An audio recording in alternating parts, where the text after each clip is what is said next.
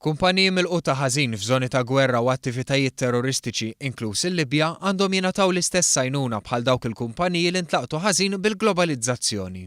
Dan kliem il-kap tad-delegazzjoni Laburista fil-Parlament Ewropew Alfred Sant.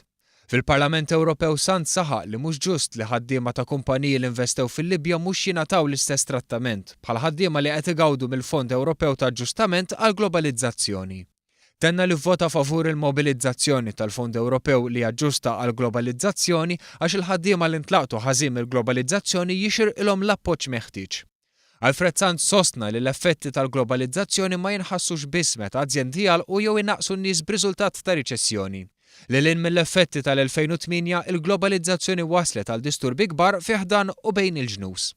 Fil-pajjiżi ta' madwar ir-Russja u l-pajjiżi tal-hekk imsejħa rebbija qarbija inkluż il-Libja, id-disturbi ħarbtu l-kummerċ u l-investiment. L-iktar milquta huma azzjendi żgħar li investew bil-kbir f'rabtiet li llum huma milquta mill-ħerba ta' kważi gwerra jew ta' ħidmiet terroristiċi fi sfond ta' gwerra ċivili. Sant sostna li jkun xieraq li azzjendi li ntlaqtu b'dan il-mod u tilfu x-xogħol jingħataw appoġġ bħalma jiġri fil-każ ta' azzjendi oħra li ntlaqtu ħażin mill-globalizzazzjoni.